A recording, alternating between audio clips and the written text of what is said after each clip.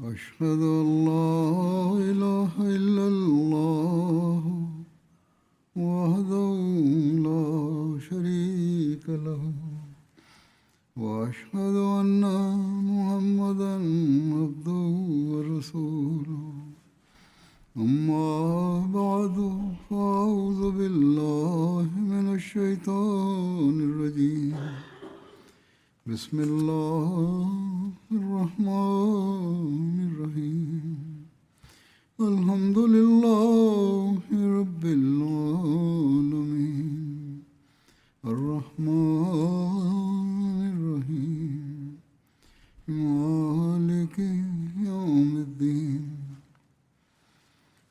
إياك نعبد وإياك نستعين اهدنا الصراط المستقيم صراط الذين أنعمت عليهم غير المغضوب عليهم ولا الضالين.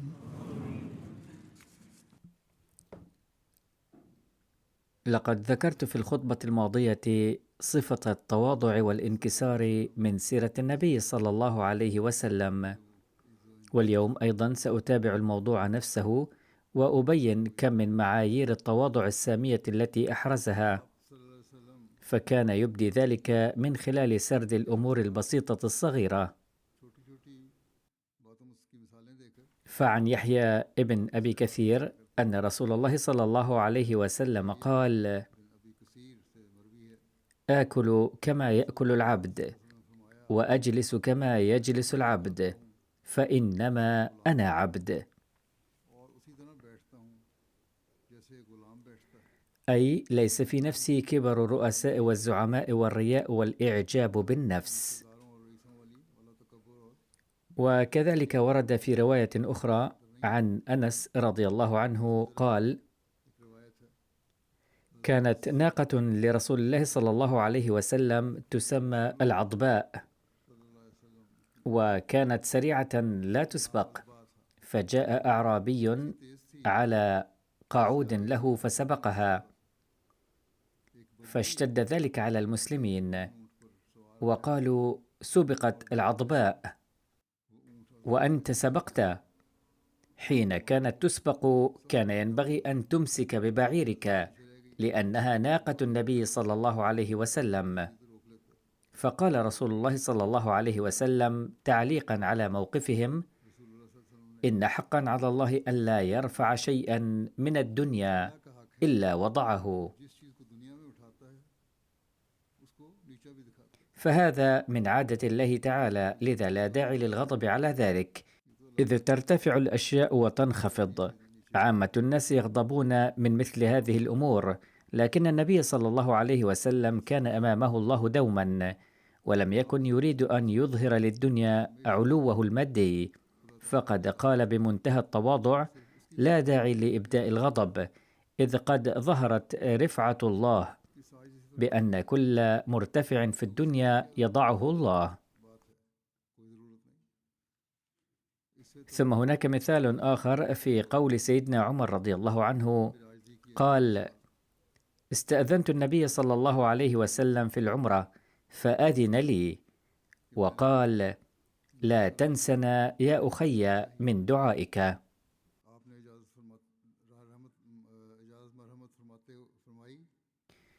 فقال عمر رضي الله عنه: فقد قال كلمة ما يسرني أن لي بها الدنيا.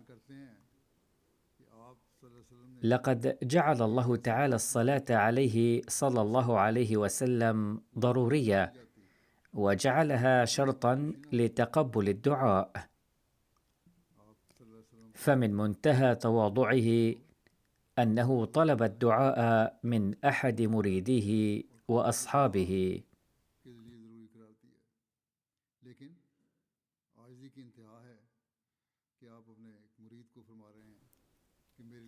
لم يكن صلى الله عليه وسلم يجد عارا في إنجاز أي عمل، فكان ينجز أصغر عمل بنفسه ويريه الآخرين ليعلمهم.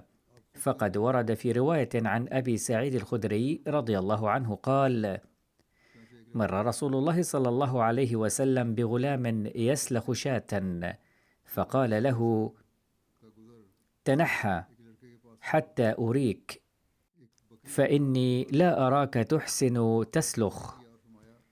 قال: فأدخل رسول الله صلى الله عليه وسلم يده بين الجلد واللحم فدحس بها حتى توارت في الإبط، ثم قال: هكذا يا غلام فاسلخ. فقد أنجز عمله كله وعلمه أيضا. وهناك رواية ورد فيها كيف كان ينجز أعمال الآخرين بتواضع. عن ابنة خباب رضي الله عنها أنها أتت رسول الله صلى الله عليه وسلم بشاة ليحلبها لها، فاعتقلها فحلبها وقال: ائتني بأعظم إناء لكم. وكانت قد أحضرت إناء صغيرا، فطلب منها صلى الله عليه وسلم الإناء الأكبر منه، فأتيناه بجفنة العجين فحلب فيها حتى ملأها، ثم قال: اشربوا أنتم وجيرانكم. فمن المؤكد أنه قد خطر بباله صلى الله عليه وسلم أن الحليب زاد كثيرا ببركة دعائه، فقال لها أن تقدم هذه البركة للآخرين أيضا، فكان ما حلب ضعفي الحليب المعتاد. نجد أسمى أخلاقه صلى الله عليه وسلم بخصوص إلقاء السلام والجلوس في المجلس بتواضع. فعن أنس بن مالك رضي الله عنه قال: كان النبي صلى الله عليه وسلم إذا استقبله الرجل فصافحه لا ينزع يده من يده حتى يكون الرجل الذي ينزع، ولا يصرف وجهه عن وجهه حتى يكون الرجل هو الذي يصرفه، ولم يرى مقدما ركبتيه بين يدي جليس له.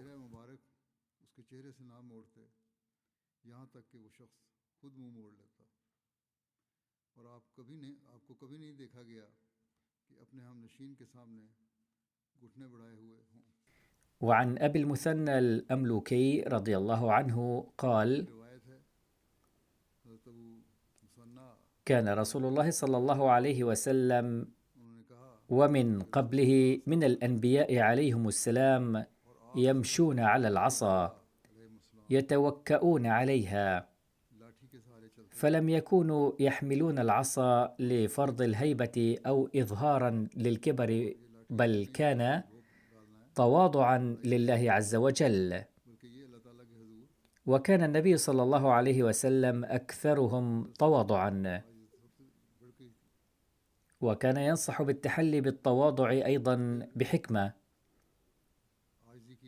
فعن ابن حزن قال: افتخر أهل الإبل والشاة وتباهوا، إذ كان أصحاب الإبل وكان عندهم إبل كثير يقولون: نحن أكثر منكم عددا ومالا، وكان أصحاب الشياه يقولون: نحن أكثر.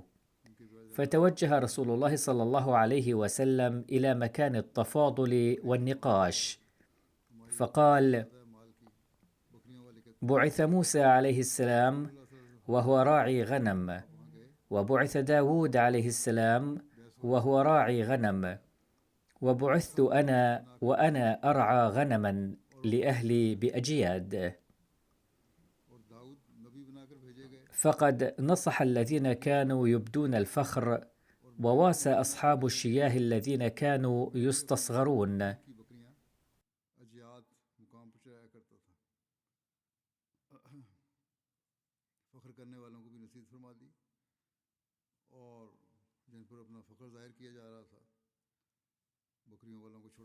أما أجياد فكان مكانا قرب الصفا في مكة، ويقال له جياد أيضا.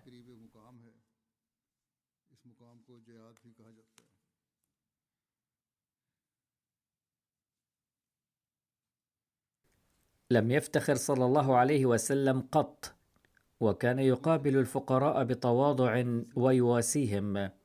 فعن أنس بن مالك رضي الله عنه أن رجلا من أهل البادية يقال له زاهر كان يهدي للنبي صلى الله عليه وسلم الهدية من البادية، فيجهزه رسول الله صلى الله عليه وسلم إذا أراد أن يخرج.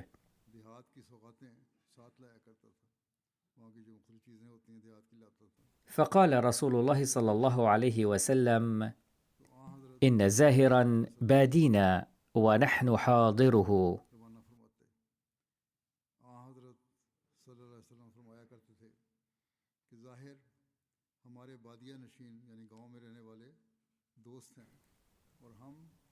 قال: فأتاه النبي صلى الله عليه وسلم وهو يبيع متاعه، فحضنه من خلفه والرجل لا يبصره، فقال: أرسلني، من هذا؟ فالتفت إليه، فلما عرف أنه النبي صلى الله عليه وسلم جعل يلزق ظهره بصدر النبي صلى الله عليه وسلم. فقال رسول الله صلى الله عليه وسلم: من يشتري هذا العبد؟ فقال زاهر: تجدني يا رسول الله كاسدا، فمن سوف يشتريني؟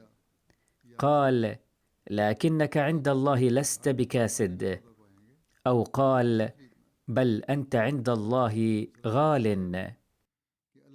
ولقد ذكر حضرة المصلح الموعود رضي الله عنه هذا الحدث كالتالي: كان لرسول الله صلى الله عليه وسلم صحابي شديد القبح بسبب عيب خلقي، أي لم يكن شكله جيدا، وكان شديد الفقر أيضا، كان جسده وثيابه ملطخين بالتراب، وكان يتعرق بشدة في تلك الحالة، وهو يتجول في السوق يبيع شيئا من متاع غيره.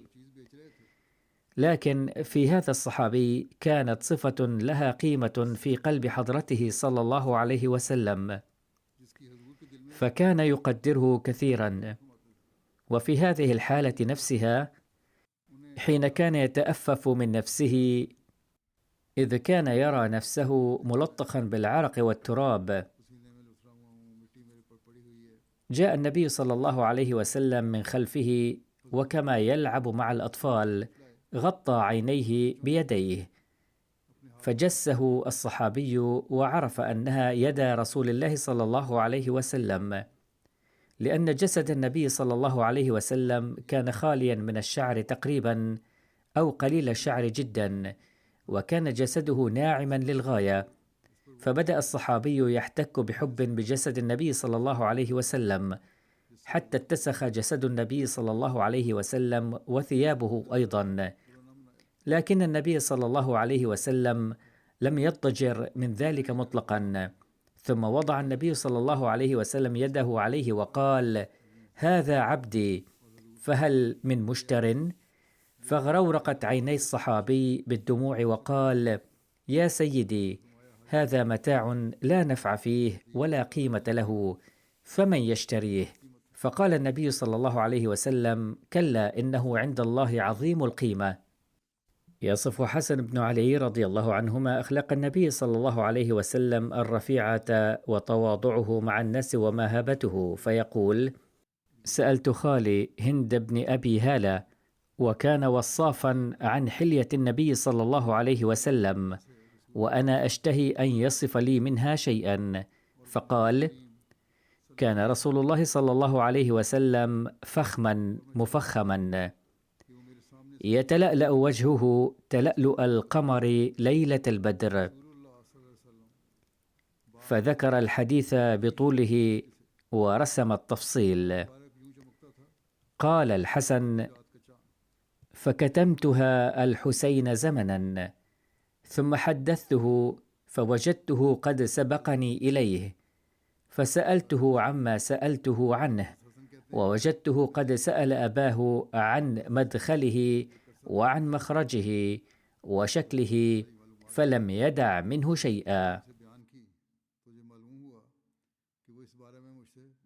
शफकत ले जा चुके हैं और मुझसे पहले ही उनसे वो कुछ पूछ चुके हैं जो मैंने قال الحسين: فسألت أبي عن دخول رسول الله صلى الله عليه وسلم، उनके घर में आने فقال: كان إذا أوى النبي صلى الله عليه وسلم إلى منزله और कोई भी बाकी جزأ دخوله 3 أجزاء.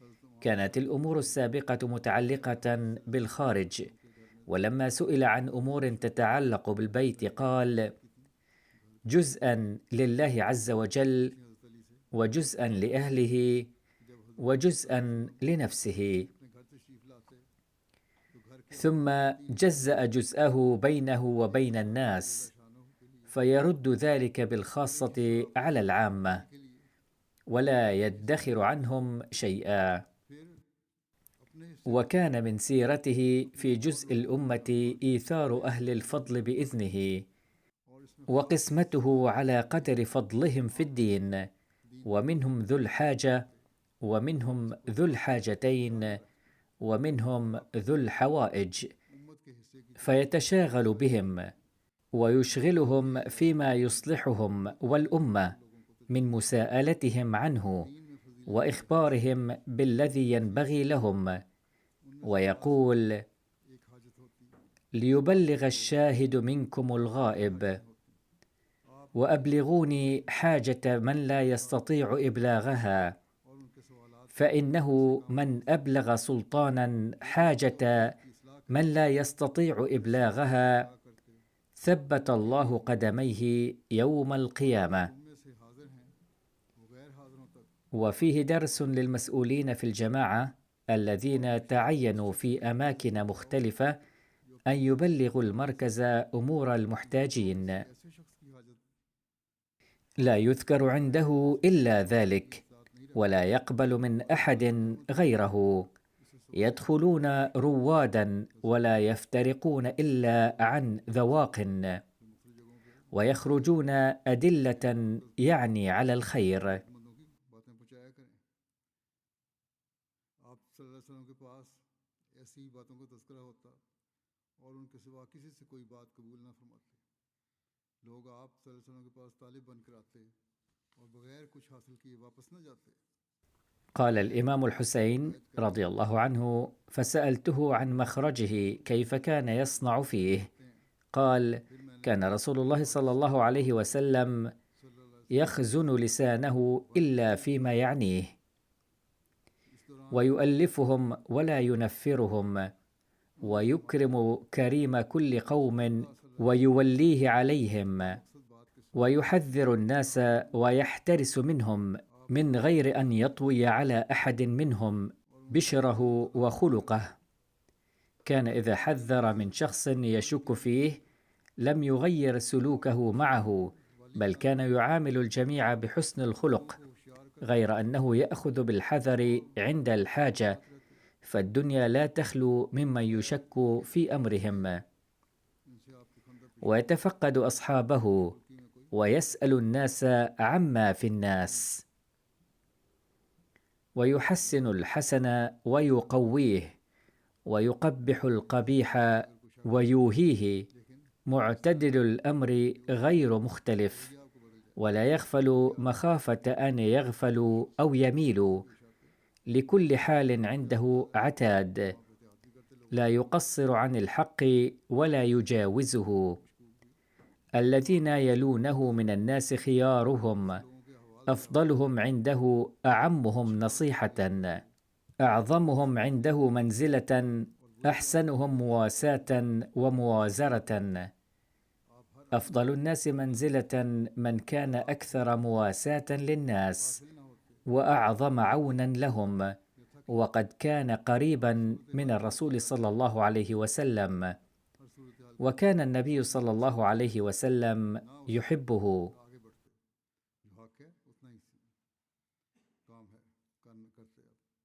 लोगों में से आपके करीब वो होते जो सबसे बेहतरीन होते, आपके नज़दीक सबसे अफजल वो होता जो सबसे ज़्यादा खैर खाई में बड़ा हुआ होता, और आपके नज़दीक दर्जे में सबसे बड़ा वो होता जो हमदर्दी और मुआवनत में दूसरों से सबसे अच्छा होता। दर्जे में सबसे बड़ा वो है जो लोगों से हमदर्दी करता है और उनकी मदद करने वाला है वो सबसे قال الإمام الحسين رضي الله عنه: فسألته عن مجلسه صلى الله عليه وسلم فقال: كان رسول الله صلى الله عليه وسلم لا يقوم ولا يجلس إلا على ذكر، وإذا انتهى إلى قوم جلس حيث ينتهي به المجلس ويأمر بذلك، يعطي كل جلسائه بنصيبه، ولا يحسب جليسه أن أحدا أكرم عليه منه. من جالسه أو فاوضه في حاجة صابره حتى يكون هو المنصرف عنه، ومن سأله حاجة لم يرده إلا بها أو بميسور من القول. إذا جاءه محتاج كان يسدد حاجته، وإن لم يستطع فكان يرد بغاية من اللطف. وقد وسع الناس بسطه وخلقه، فصار لهم أبا وصاروا عنده في الحق سواء. مجلسه مجلس علم وحلم وحياء وأمانة وصبر، لا ترفع فيه الأصوات ولا تؤبن فيه الحرم، ولا تثنى فلتاته، متعادلين، بل كانوا يتفاضلون فيه بالتقوى. اليوم يعيب الناس بعضهم بعضا في المجالس، بينما لم يكن ذلك يحدث في مجلس النبي صلى الله عليه وسلم. متواضعين يوقرون فيه الكبير ويرحمون فيه الصغير ويؤثرون ذا الحاجة ويحفظون الغريب. كانوا لا يهملون الغريب إذا جاءهم، بل كانوا يهتمون به أيضا. قال المسيح الموعود عليه السلام: إن المتفانين في رضا الله تعالى لا يحبون أن يعطوا أي درجة أو إمامة، فهم يحبون الانطواء والانعزال والاستمتاع بالعبادة في الخلوة أكثر من هذه المناصب، لكن الله يظهرهم لصالح الخلق بإصرار وبقوة ويبعثهم. فكان نبينا صلى الله عليه وسلم هو الآخر يقيم في غار، ولم يكن يريد قط أن يعرفه أحد ويطلع على مكانه، لكن الله أخرجه أخيرا وكلفه بهداية الخلق. كان الآلاف الشعراء يأتون النبي صلى الله عليه وسلم وينشدون الشعر في مدحه، لكنه لعين ذلك القلب الذي يفكر أنه صلى الله عليه وسلم كان يعجب بذلك المدح. كلا، بل كان يعده كالجيفة، إنما المدح والثناء ينزل من السماء. فهؤلاء الناس يكونون غارقين في الحب الذاتي لله، ولا يبالون بمدح أهل الدنيا وثنائهم أيما مبالاة، ففي هذه المكانة يمدحهم ويثني عليهم من السماء بنفسه. يقول المسيح الموعود عليه السلام: جاء مسيحي لزيارة نبينا صلى الله عليه وسلم، فأكرمه النبي صلى الله عليه وسلم وضيفه كثيرا، وكان الضيف جائعا كثيرا، فأطعمه النبي صلى الله عليه وسلم حتى امتلأ بطنه كثيرا، ثم قدم له النبي صلى الله عليه وسلم لحافه. فلما نام الضيف شعر بحاجة إلى التبرز بشدة، ولم يسيطر على نفسه فتبرز في الفراش. فلما أصبح فكر أنه سيكره تصرفه هذا، لذا خرج خلسة بدافع الخجل. فلما رأى الصحابة سيره أخبروا النبي صلى الله عليه وسلم أن المسيحي وسخ اللحاف بالإسهال، فقال لهم النبي صلى الله عليه وسلم: أحضروا لي لكي أغسله. فقالوا له: لماذا تتحمل العناء؟ فنحن حاضرون لنغسله. فقال لهم رسول الله صلى الله عليه وسلم: هذا عملي أنا، لأنه كان ضيفي. ثم نهض وطلب الماء وبدأ يغسله، فغسل صلى الله عليه وسلم بكل تواضع نجاسة تركها الضيف. فأما ذلك المسيحي فحين ابتعد ميلا تقريبا تذكر أنه نسي صليبه الذهبي على السرير، فعاد ليأخذه، ورأى النبي صلى الله عليه وسلم يغسل الفراش بيده، فندم وقال: لو واجهت أنا هذا الموقف لما غسلته قط. فكر أن هذا يبين أن الرجل المتواضع لهذه الدرجة هو من الله، فأسلم نظرا إلى أسوته صلى الله عليه وسلم. ताला की तो वो खुदा ताला की तरफ से फिर वो मुसलमान हो गया आपके इस अमल को देख के। يقول المصلح الموعود رضي الله عنه في تواضع النبي صلى الله عليه وسلم الذي يترشح من وقائع الوحي الأول النازل عليه: لقد نزل أول وحي في غار حراء حين رأى النبي صلى الله عليه وسلم جبريل الذي قال له: اقرأ. فقال صلى الله عليه وسلم في الجواب: ما أنا بقارئ، أي أرجو ألا أحمل هذا الحمل، لأنه لم يكن أمامه حينئذ كتاب كان عليه أن يقرأه، بل كان عليه أن يعيد ما كان يقول له جبريل. وكان النبي صلى الله عليه وسلم قادرا على ذلك، ولكنه أبدى التواضع. ولكن لما كان الله تعالى قد اصطفاه لهذا العمل، لذا طلب منه مرارا أن يقرأ، حتى قرأه أخيرا عندما طلب منه ذلك في المرة الثالثة، فكان ما قرأ: اقرأ باسم ربك الذي خلق.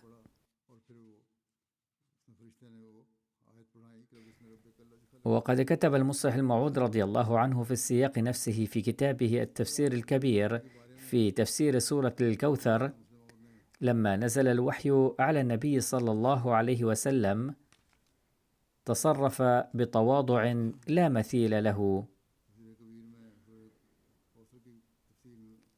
إننا نرى أن بعض الناس إذا تلقى إلهاما أو رأى رؤيا سارع إلى الآخرين ليخبرهم بأنه قد تلقى وحيا كذا أو رأى رؤيا كذا.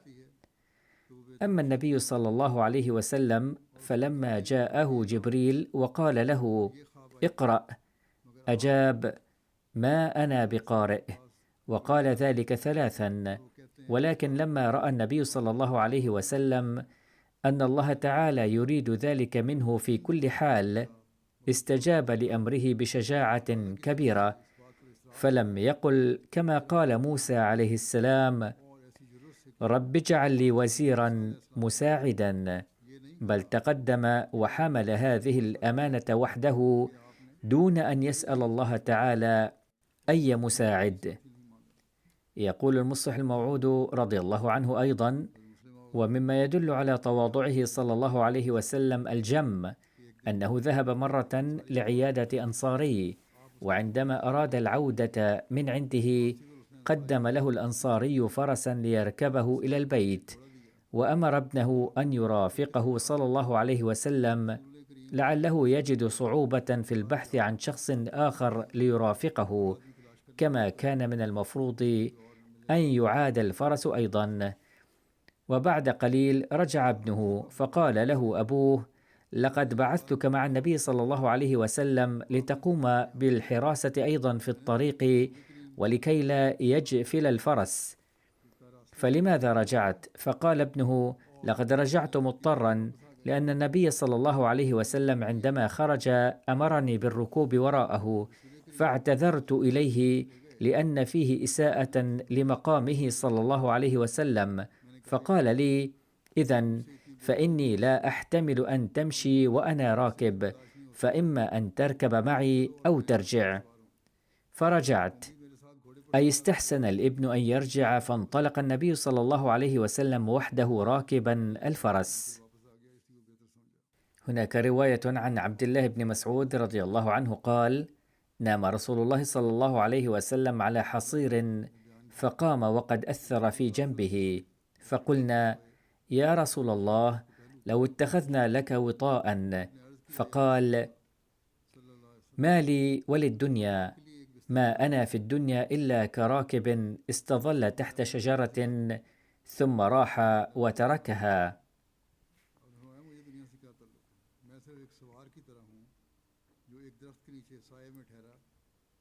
وفي صحيح البخاري رواية عن عمر رضي الله عنه أنه أتى النبي صلى الله عليه وسلم وهو في مشروبة له الطابق العلوي، وإنه لعلى حصير ما بينه وبينه شيء، وتحت رأسه وسادة من أدم حشوها ليف، وإن عند رجليه قرضا مصبوبا وعند رأسه أهب معلقة، فرأيت أثر الحصير في جنبه فبكيت.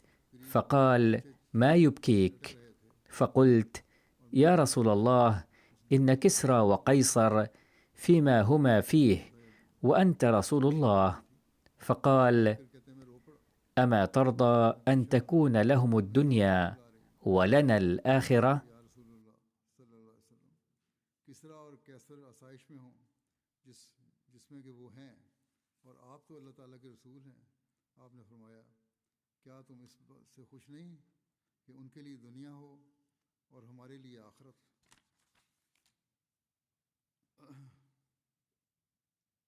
يقول سيدنا المسيح الموعود عليه السلام في بيان هذا الحادث فيما يتعلق باستمتاع النبي صلى الله عليه وسلم من الدنيا، فيمكن الاطلاع عليه من رواية جاء فيها أن عمر رضي الله عنه ذهب ذات مرة لزيارته وأرسل طفلا يستأذنه للدخول.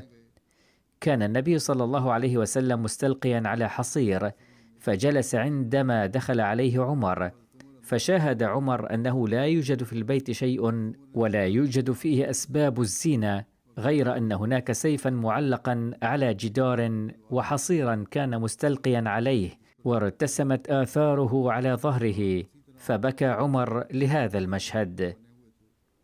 سأله النبي صلى الله عليه وسلم: ما يبكيك يا عمر؟ فقال: إن قيصر وكسرى يملكان أسباب الرفاهية والتنعم كلها، وأنت في هذه الحالة مع أنك رسول الله وسيد العالمين. قال صلى الله عليه وسلم: ما لي وما للدنيا؟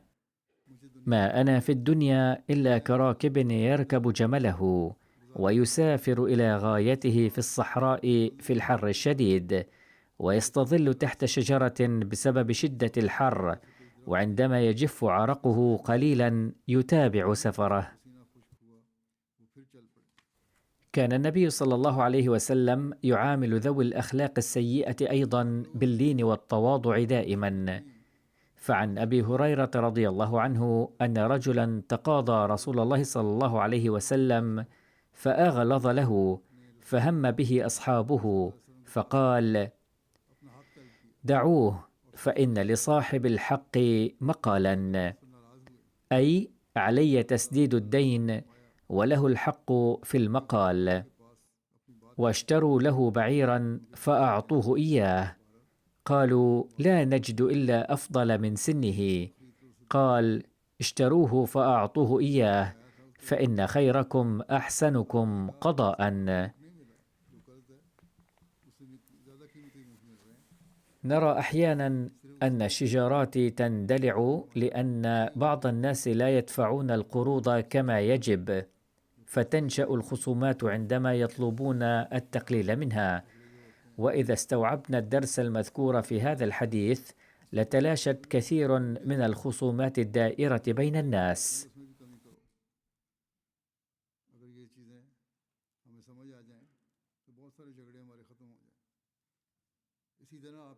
كذلك روي حادث عن تواضعه صلى الله عليه وسلم جاء فيه أنه لما دخل رسول الله صلى الله عليه وسلم المسجد الحرام خرج أبو بكر رضي الله عنه حتى جاء بأبيه يقوده، فلما رآه رسول الله صلى الله عليه وسلم قال: هلا تركت الشيخ في بيته حتى آتيه؟ فقال أبو بكر رضي الله عنه: يمشي هو إليك يا رسول الله أحق من أن تمشي إليه. وأجلسه بين يديه، ثم مسح صلى الله عليه وسلم على صدره فقال: أسلم تسلم. فأسلم أبو قحافة.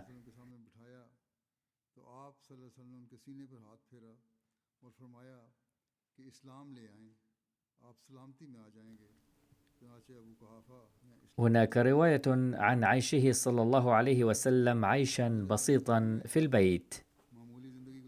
عن الحسن رضي الله عنه أن رسول الله صلى الله عليه وسلم كان لا يغلق دونه الأبواب، ولا يقوم دونه الحجب، ولا يغدى عليه بالجفان، ولا يراح عليه بها، أي لم تكن تقدم له أطعمة شهية في أوان ضخمة.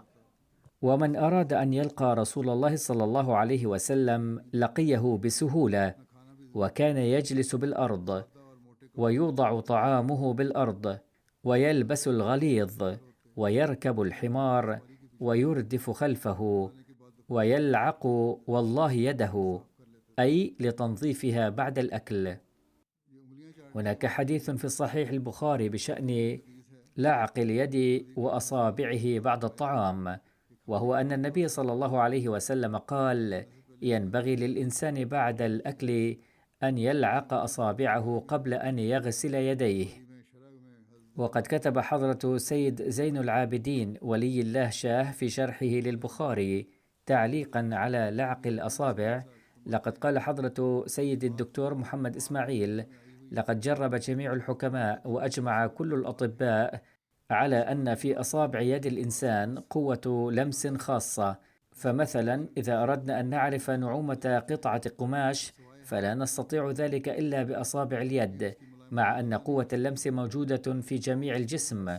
ولو حاولنا تقدير النعومة بأطراف القدم مثلا فلن ننجح في ذلك كل النجاح. هناك تأثير كهربائي خاص يقتصر على اليد، بل على الأصابع تحديدا. ولأصابع اليد علاقة خاصة بالعين التي هي أداة التركيز. لذلك نجد أن الذين يقومون بالمغناطيسية، أي التأثير بالنظر، يركزون أعينهم كثيرا نحو أصابع الشخص الذي يمارسون عليه تركيزهم، ويتمكنون من إيصال تأثير عيونهم إلى هذا الشخص عبر أصابعه بطريقة مؤثرة، ويحققون غرضهم. ولذلك فإن الأدوية التي تعد بأيدي الإنسان تكون أكثر نفعا من تلك التي تعد بواسطة الآلات. في هذا العصر يصنع كل شيء بالآلات والماكينات، ولكن في ذلك العصر كان الأطباء وأيضا الحكماء يقولون نفس هذا الكلام. أما الدكتور إسماعيل المحترم فكان عالي الثقافة وجراحا ماهرا. على كل حال يقول: وبناء على هذا المبدأ فعندما يرفع الإنسان اللقمة بإصبعه للأكل تقع نظراته على رؤوس الأصابع في كل مرة، فإذا لعق أصابعه بعد الأكل قبل غسلها بالماء أو مسحها بمنديل ينتقل هذا التأثير إلى معدته بواسطة الدهن والرطوبة الملتصقة بأصابعه، فيساعد هذا معدته على الهضم فيهضم الطعام سريعا. هكذا كانت نظرية الأطباء والحكماء عندها. أما اليوم فلا ندري هل متفقون فيها أم لا، غير أن الرسول صلى الله عليه وسلم قال: إن لعق الأصابع بعد الأكل نافع.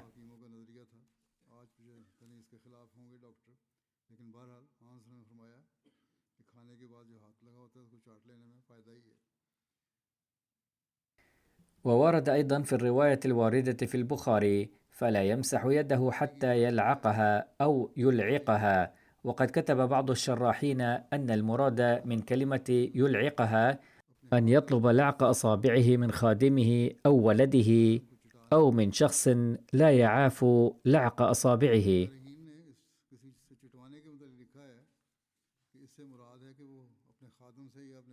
أي حاجة للإنسان أن يطلب من غيره أن يلعق أصابعه هو بعد الطعام، إذ يمكنه أن يلعقها بنفسه. ولكن انظروا كيف شط هؤلاء عند الشرح شططا.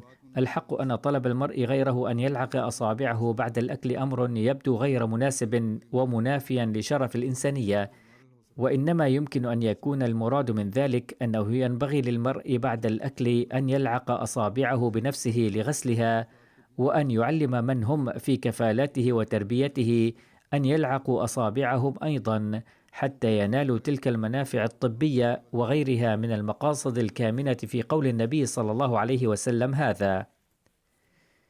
وكان النبي صلى الله عليه وسلم لا يعاف تنظيف المسجد أيضا. فعن يعقوب بن زيد أن النبي صلى الله عليه وسلم كان يتبع غبار المسجد بجريدة، أي كان يربط على رأس هذه الجريدة قماشا وما شاكل ذلك لإزالة الغبار.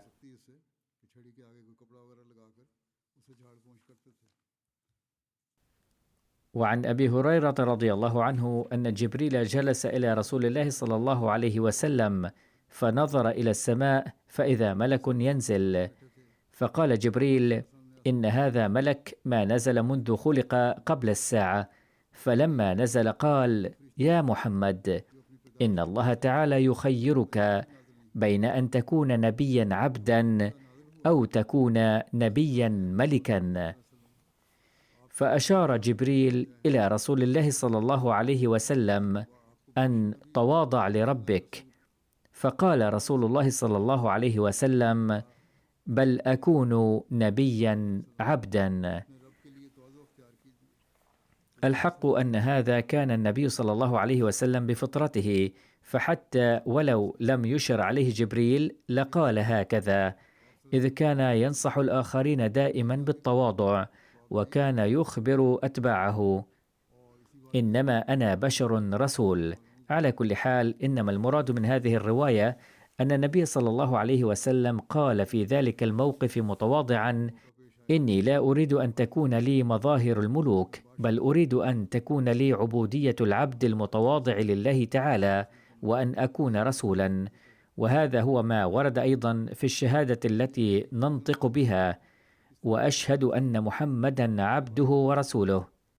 أما كيف يجب أن يكون المسلم الحقيقي متواضعا، فعن عياض بن حمار رضي الله عنه أنه قال: قال رسول الله صلى الله عليه وسلم: إن الله أوحى إلي أن تواضعوا حتى لا يبغى أحد على أحد، ولا يفخر أحد على أحد. وقال المسيح الموعود عليه السلام الخادم الصادق للنبي صلى الله عليه وسلم وهو ينصحنا: يجب التحلي بالتواضع، وتعلم التواضع ليس صعبا، بل ليست هناك حاجة لتعلمه، إذ ليس الإنسان إلا كائنا عاجزا ومتواضعا، ولم يخلق إلا للتواضع والعبودية، وما خلقت الجن والإنس إلا ليعبدون. والتكبر وما شابهه من أمور كلها مصطنعة، ولو تخلى المرء عن هذا التصنع فلن يرى في فطرته إلا التواضع فقط. وقال المسيح الموعود عليه السلام ناصحا لنا ومبينا عظمة تواضع النبي صلى الله عليه وسلم: إن الله تعالى رحيم وكريم، ويربي الإنسان في كل مجال ويرحمه، وبسبب رحمته هذه يرسل أنبياءه ورسله لينجوا الناس من حياة ملوثة بالذنوب. ولكن الاستكبار مرض خطير جدا، ومن أصابه الكبر كان له بمنزلة الموت الروحاني. أعلم علم اليقين أن هذا المرض أفتك من القتل. المتكبر يصبح أخا للشيطان، لأن الاستكبار هو الذي أخزى الشيطان وأذله. فالشرط اللازم للمؤمن ألا يكون مستكبرا، بل عليه أن يتحلى بالتواضع والانكسار واللين، وهذه هي الميزة البارزة للمبعوثين من الله تعالى، وإنهم يتحلون بمنتهى التواضع، وكان رسول الله صلى الله عليه وسلم أكثرهم تواضعا. وسئل خادم للنبي صلى الله عليه وسلم عن معاملته له، قال: الحق إنه يخدمني أكثر مما أخدمه أنا. اللهم صل على محمد وعلى آل محمد وبارك وسلم. هكذا كانت أسوته صلى الله عليه وسلم في سمو الأخلاق والتواضع. والحق أن الخدام هم أكثر من يكونون مع المرء وحوله من بين أقاربه عادة. لذا إذا أريد الاطلاع على تواضع المرء وانكساره وحلمه فيمكن معرفة ذلك منهم. هناك رجال ونساء إذا صدر من الخادم خطأ بسيط كنقص شيء في الشاي مثلا، فلا يلبثون أن يبدأوا بكيل الشتائم له، أو يحملوا الصوت ويضربوه. أما إذا زاد الملح في المرق مثلا تحل الآفة بالخدام المساكين. الفقراء الآخرون ممن يتسولون فإنهم معتادون على الجوع، ويمكن أن يعيشوا على خبز جاف، ولكن الخدام فأصحابهم لا يبالون بهم مع علمهم بحالهم. الفقراء الآخرون يعرضون المرء للامتحان حين يأتونه سائلين. عندما يأتي الفقير إلى الغني ليسأله فإنما يضعه في موضع الابتلاء، فحقيقة الإحسان إنما تكون في تلبية احتياجاتهم، والله تعالى هو خالق كل ذرة، ولا يستطيع أحد أن يقابله أو يعارضه، ومن خلال معاملة الفقراء يعرف مقدار ما عند الإنسان من خشية الله أو عدمها ومدى نصيبه منها، فخشية الله تظهر في كيفية التعامل مع الفقراء، أما حسن المعاملة مع الأغنياء فلا يدل على ذلك. نسأل الله تعالى أن يوفقنا للسير على تعليم سيدنا محمد صلى الله عليه وسلم وسنته، وأن يرزقنا سلوك طرق التواضع. وبعد الصلاة سأصلي أيضا صلاة الجنازة الغائبة على المرحوم ملك داود محمود ابن السيد محمد إسحاق من وهاري والمقيم في كراتشي. قد توفي قبل أيام، إنا لله وإنا إليه راجعون، وبفضل الله تعالى كان من الموصين، وكان جده السيد محمد دين من سكان قرية برتان ولا في منطقة سيالكوت، وقد بايع على يد سيدنا الخليفة الثاني للمسيح الموعود عليه السلام سنة 1914. ثم وفق المرحوم ملك داود لخدمة الجماعة على المستوى المحلي، حيث خدم رئيسا للجماعة وسكرتيرا للمال، وكذلك في مجلس أنصار الله. وقد خلف وراءه 3 بنات و4 أبناء، ومن أبنائه السيد محمد أكمل، وهو داعية للجماعة في غامبيا، حيث يوفق هناك للخدمة ولم يتمكن بسبب وجوده في ميدان العمل من حضور جنازة والده. ويكتب هذا الابن الداعية محمد أكمل قائلا: كان والدي إنسانا بشوشا مبتسما دائما حي القلب، وكان شديد الشغف بالتبليغ والدعوة، وحتى عندما كان يذهب إلى أراضيه في مدينة السند كان يبحث هناك أيضا عن فرص للدعوة إلى الله، وكان يبلغ الناس. وقبل أن تسن القوانين المشددة ضد الجماعة في باكستان كان يحتفظ دائما بالكتيبات الدعوية معه، ولم يكن يترك التبليغ أبدا، وقد أثر بذلك في كثير من الناس. وكان شديد الكرم وحسن الضيافة، فأي ضيف يأتيه سواء كان ضيفا مركزيا أو غيره كان يكرمه خير إكرام. وقد جعل في بيته مركزا للصلاة قبل أن ينشأ المركز الرسمي، وكانت تقام فيه الصلوات جماعة بانتظام، وبعد صلاة الفجر كان يتلو القرآن الكريم بصوت مرتفع. وكان الناس من جماعات أخرى يأتون كذلك لأداء صلاة الجمعة في ذلك المركز. وكان يقول عندما يذهب إلى حقوله وأراضيه: إني أذهب إلى حقولي وأصلي في كل زاوية منها نوافل، ولذلك يضع الله تعالى البركة في محصولي فيصبح ضعف محصول الآخرين.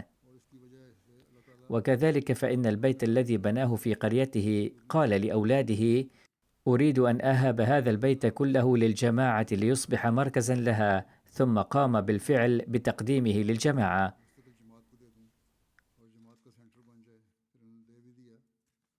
وكان من أبرز صفاته حسن الضيافة وخدمة الناس والطاعة الكاملة للجماعة والحرص على الاستماع إلى الخطب.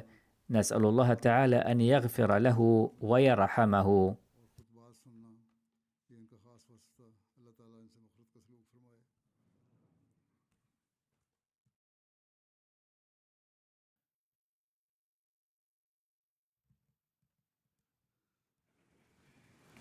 الحمد لله نحمده ونستعينه ونستغفره ونؤمن به ونتوكل عليه ونعوذ بالله من شرور أنفسنا ومن سيئات أعمالنا، من يهده الله فلا مضل له ومن يضلله فلا هادي له، ونشهد أن لا إله إلا الله ونشهد أن محمدا عبده ورسوله. عباد الله رحمكم الله، إن الله يأمر بالعدل والإحسان وإيتاء ذي القربى وينهى عن الفحشاء والمنكر والبغي يعظكم لعلكم تذكرون. اذكروا الله يذكركم وادعوه يستجب لكم ولذكر الله أكبر.